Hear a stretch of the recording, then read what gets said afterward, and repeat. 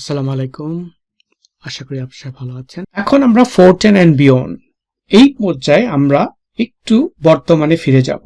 আজকের দিনে আমরা পাইথন, জাভাস্ক্রিপ্টের মতো যত ধরনের প্রোগ্রামিং ভাষা ব্যবহার করি এগুলো আমাদের কথা বলার ভাষার মতোই সহজ।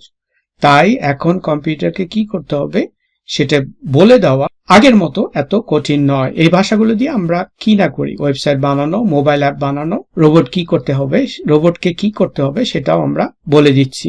এই যে আজ আমরা এত সহজে কম্পিউটারকে নিজেদের ইচ্ছা মতো কাজ করাতে পারছি, এর পেছনে রয়েছে সেই জ্যাকার্ড লুম থেকে শুরু করে আজকের সুপার কম্পিউটার পর্যন্ত এক দীর্ঘ ইতিহাস।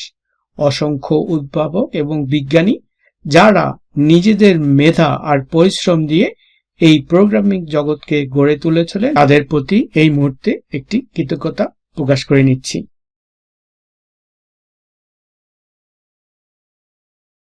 আধুনিক প্রোগ্রামিং এর যাত্রায় আমরা প্রথমে স্মরণ করিনি যে আমরা জেনেছি কিভাবে 5 কাঠ দিয়ে কম্পিউটারকে নির্দেশনা দেওয়া যেত, কিন্তু আধুনিক প্রোগ্রামিং ভাষাগুলোর আবির্ভাব কিভাবে যদি হলো তা যদি আমরা চিন্তা করি তাহলে ফোরট্রানের কথা আসবে প্রথমে। এর থেকে শুরু করে বর্তমানে পাইথন, জাভাস্ক্রিপ্ট এবং এই পর্যন্ত প্রোগ্রামিং ভাষার বিবর্তনের গল্প আমরা এখন জানার চেষ্টা করব। তাহলে প্রথমে আমরা দেখতে পাচ্ছি ফোরট্রান, যেটা আপনারা স্ক্রিনে দেখতে পাচ্ছেন, যে 1957 সালে জন ব্যাকাস এবং তার IBM এর একটি দল এই ফোরট্রান নামের একটি হাই লেভেল প্রোগ্রামিং তৈরি করে। ফোরট্রান মূলত বৈজ্ঞানিক এবং প্রকৌশল গণনার জন্য ডিজাইন করা হয়েছিল। মেশিন কোডের তুলনায় ফোরট্রান অনেক বেশি সহজবোধ্য এবং লেখা সহজ ছিল। আর এর গুরুত্বের মধ্যে ছিল যে ফোরট্রান প্রোগ্রামারদের মেশিন কোডের জটিলতা থেকে মুক্ত দিয়েছিল। এটি কম্পিউটারকে বিভিন্ন কাজে ব্যবহারের জন্য আরো সহজ সরল করে তুলেছিল। ফোরট্রান আধুনিক প্রোগ্রামিং ভাষার অনেক ধারণার ভিত্তি স্থাপন করেছিল, যেমন ভেরিয়েবল, লুপ, সাবরুটিন। যদি আপনারা এই ভিডিওটি উপভোগ করে থাকেন এবং এই ভিডিও থেকে উপকৃত হয়ে থাকেন তাহলে একটি লাইক দিলে আমি সত্যি উপকৃত হব। আর যদি আপনি নতুন হয়ে থাকেন এবং এরকম আরো কন্টেন্ট দেখতে চান তাহলে দয়া করে আমার চ্যানেলটি সাবস্ক্রাইব করে নিন এবং পাশে থাকা বেল আইকনটি ক্লিক করুন যাতে আপনি নতুন কোনো আপডেট মিস না করেন। এরপর আমরা দেখি যে প্রোগ্রামিং ভাষার বৈচিত্র্য। ফোরট্রানের পর থেকে অসংখ্য প্রোগ্রামিং ভাষা তৈরি হয়েছে। প্রতিটি ভাষার নিজস্ব বৈশিষ্ট্য এবং ব্যবহার রয়েছে। যেমন সাধারণ উদ্দেশ্যে ব্যবহৃত পাইথন, জাভা, ওয়েব ডেভেলপমেন্টের জন্য জাভাস্ক্রিপ্ট, PHP, সিস্টেম প্রোগ্রামিং এর জন্য ভাষা যেমন সি, C++ এবং আরো অনেক। প্রোগ্রামিং ভাষার বিবর্তনের মাইলফলকগুলো যদি আমরা দেখি তাহলে দেখব যে 1960-এর দশকে স্ট্রাকচার প্রোগ্রামিং এর ধারণা আবির্ভাব হয়। আপনারা স্ট্রাকচার্ড, অবজেক্ট ওরিয়েন্টেড প্রোগ্রামিং এগুলো সম্বন্ধে যদি আরো জ্ঞান চান তাহলে আমি আপনাদেরকে ইউনিট 2 এর সফটওয়্যার ইঞ্জিনিয়ারিং এর যে ভিডিওগুলো রয়েছে ওগুলো দেখার অনুরোধ করব। Object oriented programming is like building with Lego blocks. Just like how you can use different Lego blocks to create something big and complex. আপনারা হয়তো লেগো দেখেছেন। লেগো দিয়ে যখন বিভিন্ন ধরনের স্ট্রাকচার তৈরি করা হয়, ব্রিক যে ব্লকগুলো রয়েছে, যে ব্লকগুলো দিয়ে আমি বিভিন্ন ধরনের স্ট্রাকচার তৈরি করে একটা বড় কিছু তৈরি করতে পারি। এইরকম যে structured ways of creating different block to code to create a program হচ্ছে অবজেক্ট ওরিয়েন্টেড প্রোগ্রামিং। আমরা উদাহরণের মাধ্যমে এটা আরো খোলাসা করে দিব। 1970 সালে সি ভাষার আবির্ভাব ঘটে যা সিস্টেম প্রোগ্রামিং এর জন্য জনপ্রিয় হয়ে ওঠে। 1980-এর দশকে অবজেক্ট ওরিয়েন্টেড প্রোগ্রামিং এর উত্থান ঘটে। 1990-এর দশকে জাভা, পাইথন, জাভাস্ক্রিপ্টের মতো ভাষার আবির্ভাব এবং ওয়েব এবং অ্যাপ্লিকেশন ডেভেলপমেন্ট দুনিয়াকে বদলে দেয়। আধুনিক প্রোগ্রামিং ভাষার মধ্যে রয়েছে যে ভাষাগুলো যে ভাষাগুলো এখন ব্যবহার করি আমরা সবসময়, শক্তিশালী, নমনীয় এবং ব্যবহারকারী বান্ধব বলতে পারি আমরা। এগুলো দিয়ে ওয়েবসাইট, মোবাইল অ্যাপ, কৃত্রিম বুদ্ধিমত্তা, ডেটা সায়েন্স আরো অনেক কিছু করা যায়। প্রোগ্রামিং ভাষার ক্রমাগত বিবর্তন হচ্ছে এবং ভবিষ্যতে আরো নতুন নতুন ভাষার আবির্ভাব হবে। এরপরে সর্বশেষ পর্বতে আমরা দেখব ইনোভেশন এবং প্রোগ্রেস। নাও ইনোভেশন এন্ড প্রোগ্রেসের প্রথমে আমরা যদি দেখি যে যান্ত্রিক যুগে সেই 5 কাঠ থেকে শুরু করে স্মার্টফোনের অ্যাপ যাত্রাপথটা কিন্তু মোটেও সহজ ছিল না, এবং এটা আমি আশা করি আপনারা সবাই আমার সাথে এগ্রি করবেন।